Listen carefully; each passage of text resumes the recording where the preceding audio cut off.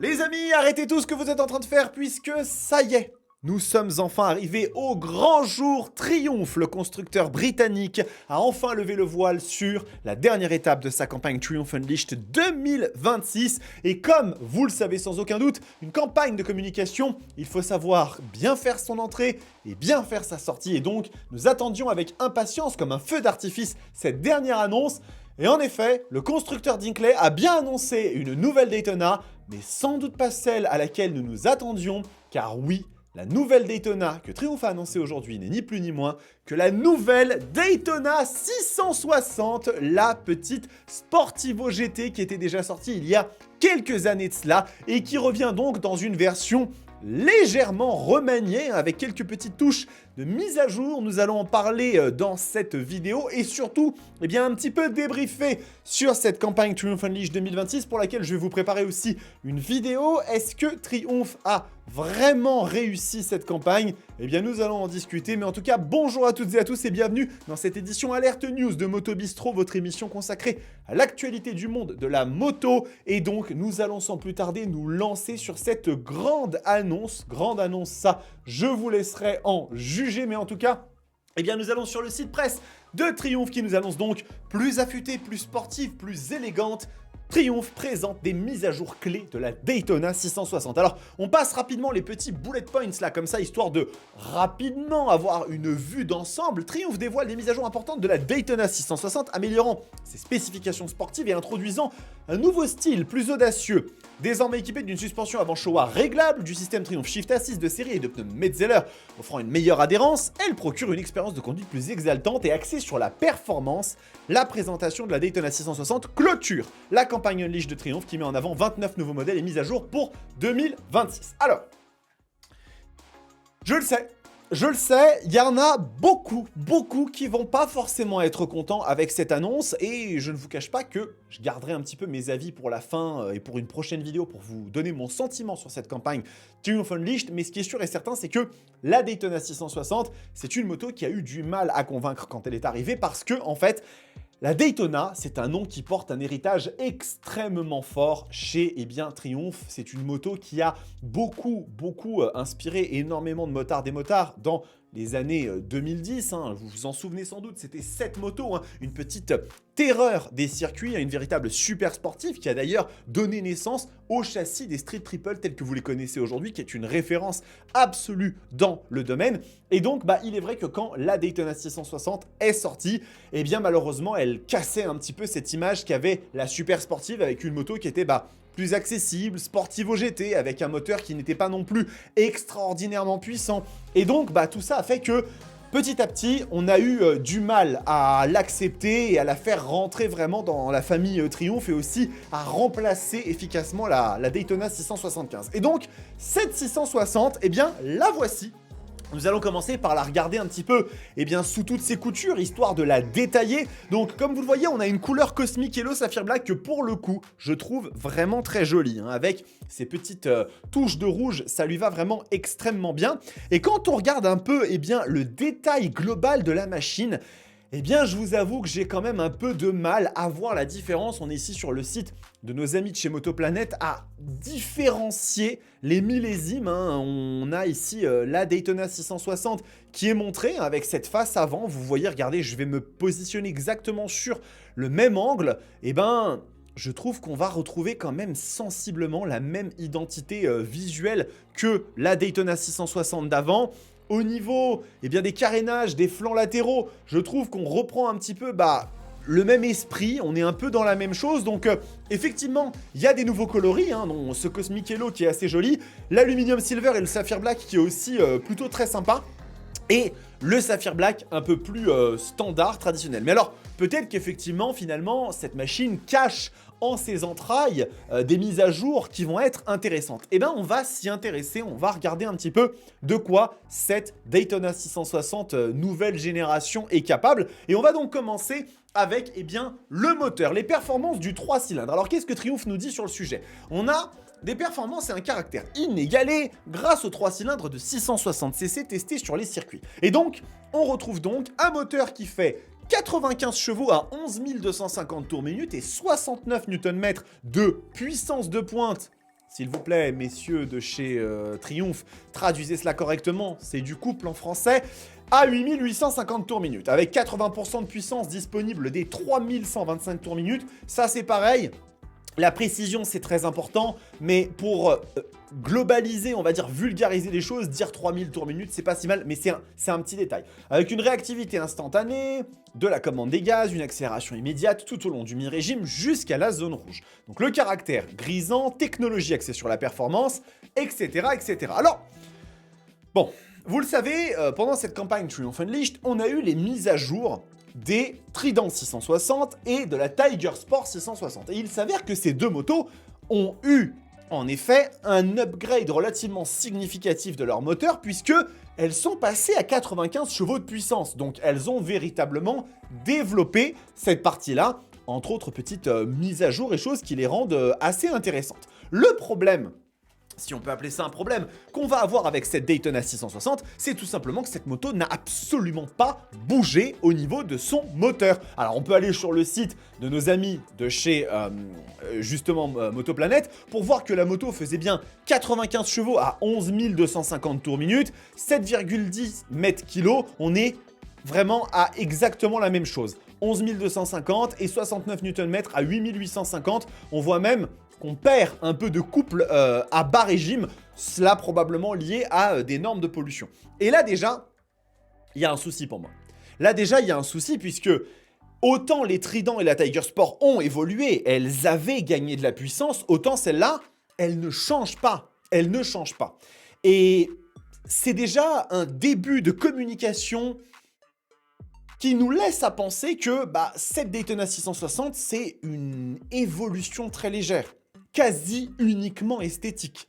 On va continuer à regarder pour vous donner un peu les détails et vous allez voir. Donc, l'exaltation d'une moto sportive, donc là, qu'est-ce qu'on va retrouver? On va nous parler d'une suspension réglable chaud. Alors là, effectivement, ça, c'est quelque chose d'intéressant sur la Daytona 660, c'est que c'était un des problèmes relevés sur l'ancienne génération. La suspension était mouif. Là, on a une suspension réglable qui permet d'adapter la configuration aux besoins, fourche Showa inversée à gros diamètre de 41 mm, détente et amortissement de compression, 110 débattements de roues, et à l'arrière, le combiné de suspension monochoc Showa est réglable en précharge et offre 130 mm de débattement.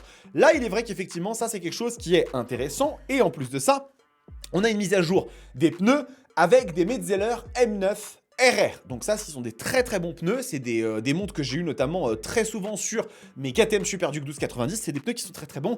Et c'est vrai que les anciens pneus étaient un petit peu moins bons sur cette machine. Finalement, nous avons le design qui, encore une fois, je ne trouve pas qu'il évolue tant que ça. Les couleurs de la machine sont jolies. Je trouve pas que le design est tellement évolué que ça. Et puis après, on va avoir, eh bien, quelques petites précisions sur la qualité, la finition. Bon, on sait que Triumph là-dessus sont plutôt très bons. Et finalement, on a en technologie sur la machine, on a l'ajout du shifter. Donc on a toujours sur cette moto la possibilité maintenant d'avoir le Triumph Shift Assist, qui est donc un shifter, entre guillemets un peu nouvelle génération chez Triumph. Je vais pas vous cacher que, on va quand même regarder rapidement, je vous le montre, mais voilà, l'assistance au changement de rapport Triumph permet de passer les vitesses de la boîte à 6 rapports rapidement sans embrayer, 3 modes de conduite sport, road et rain, et l'anti-patinage déconnectable vous assure de garder le contrôle. Finalement, le dernier point, et qui va un peu enfoncer le clou finalement de cette présentation en montrant bien que cette moto, c'est une évolution très légère, c'est que on retrouve ce tableau de bord. Ce tableau de bord qui est indigne en 2026. Je suis désolé, mais là, je vais être quand même assez carré. Un tableau de bord, un combiné comme ça qui mélange à la fois du LCD vraiment pas qualitatif du tout, avec un petit écran TFT en dessous. Aujourd'hui, ça, c'est plus possible.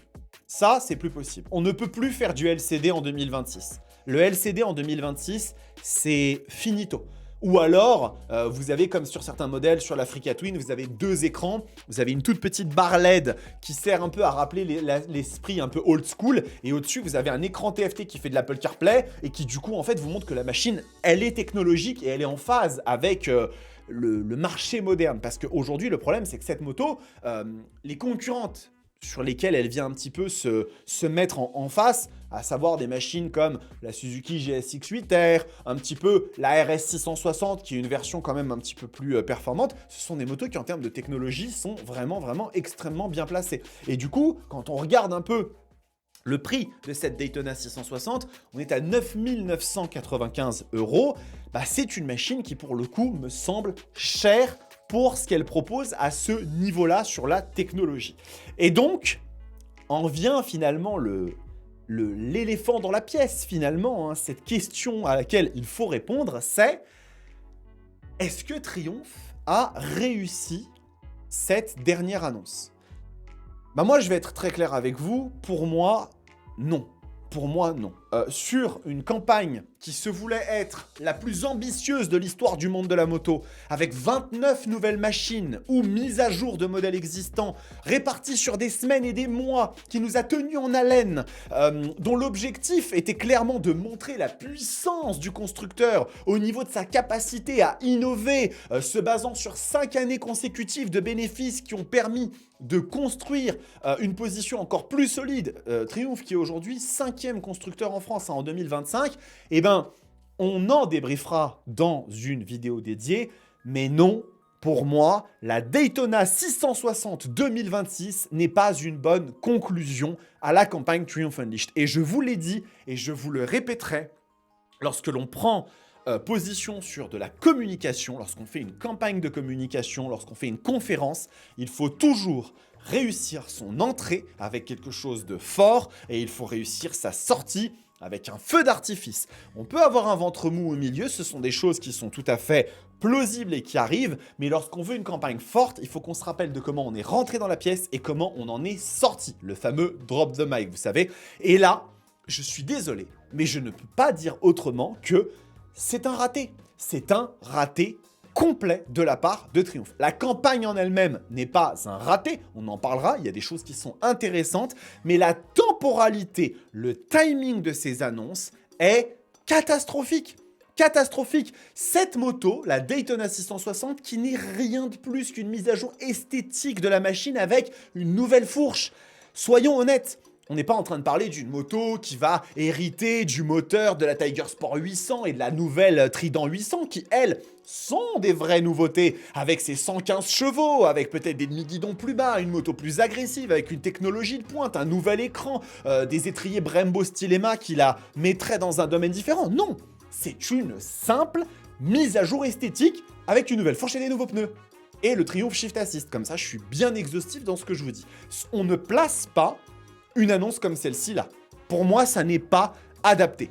Surtout quand vous travaillez votre campagne avec des chapitres finaux. Enfin, vous le savez vous-même. Quand on annonce quelque chose, on dit c'est la fin.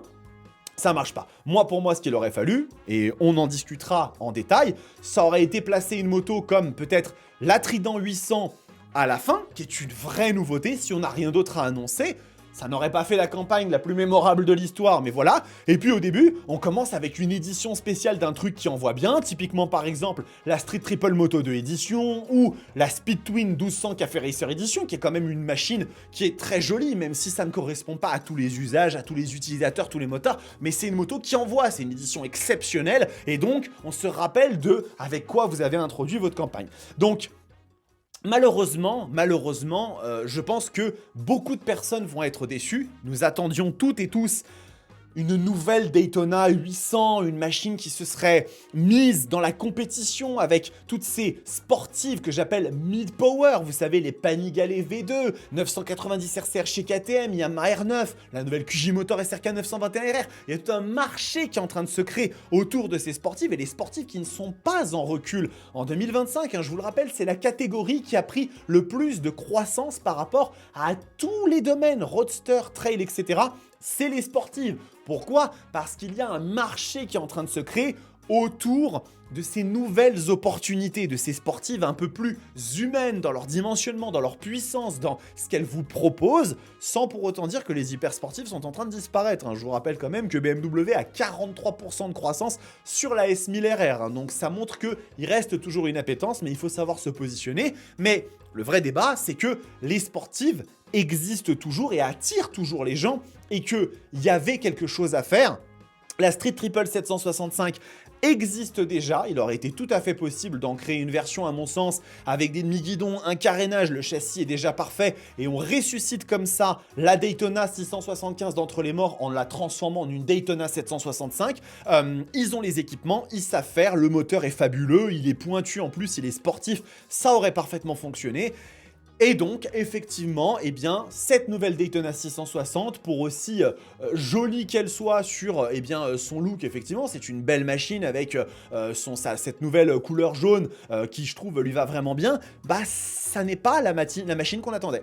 Ce n'est pas la moto qu'on attendait. Alors, il y a des gens bien mieux payés que vous, bien mieux payés que moi, qui sont là pour réfléchir à ce genre de choses et qui ont probablement décidé que c'était ça la moto qu'il fallait lancer. Mais je suis désolé, quand je vois cette Daytona 660 et quand je vois le peu d'évolution qu'elle apporte, ne serait-ce qu'au niveau de sa technologie par rapport à ce qui se fait aujourd'hui et par rapport à la concurrence qui existe, parce que c'est une moto qui est placée à un prix intéressant, moins de 10 000 €, c'est pas, ça reste chez Triumph quelque chose de globalement intéressant. Mais en face, on a de la GSX 8R, on a potentiellement aussi de la RS 660 si on veut monter un peu en gamme, mais on monte beaucoup en gamme avec une RS 660 au niveau de pas mal de choses. Il y en a probablement certaines que j'oublie là, mais il y a des machines qui sont ultra pertinentes face à une Daytona 660. Et pour une moto qui n'a pas été bien reçu par le public. Je n'ai pas les chiffres de vente de la Daytona 660, il faudrait que je m'y intéresse un peu pour vous dire, parce que si ça se trouve, on est en train d'avoir des discours là, mais elle s'est vendue remarquablement bien, ça m'étonnerait quand même. Bah, la mise à jour qu'il fallait proposer, il fallait qu'elle soit plus costaude pour créer de l'intérêt chez les gens, et puis surtout pas la placer à la fin de la campagne Triumph Unleashed 2026. Enfin bref, vous me direz un petit peu ce que vous en pensez dans les commentaires, vous me direz un petit peu quel est votre sentiment, est-ce que vous trouvez que cette stratégie de la part de Triumph était compréhensible, ou qu'au contraire, il y a eu micmac, d'autant plus que la moto devait être annoncée le 3 mars 2026 et qu'elle ne l'a été qu'aujourd'hui, le 17. Donc le décalage, est-ce que c'était parce qu'il n'était pas prêt à l'annoncer ou est-ce que c'était, comme je vous l'avais dit, peut-être parce que au 3 mars 2026, on était encore très très proche du salon du 2 roues de Lyon. Il y avait beaucoup d'actu qui mettaient un peu le monde de la moto en avant. Et Triumph, ils ont préféré temporiser un peu parce qu'ils savaient que cette annonce n'allait pas nécessairement être extrêmement bien accueillie au vu de ce qu'elle représente. Bah écoutez, je serais très preneur d'avoir vos avis. En tout cas, comme d'habitude, j'essaie de vous donner l'information le plus rapidement possible dès qu'elle est dispo. Vous me direz si vous appréciez ce contenu, et n'hésitez pas à vous abonner à la chaîne et à la partager autour de vous. Et en attendant les amis, on se retrouve très vite pour de nouvelles vidéos. Prenez soin de vous, kiffez vos bécanes. Ciao!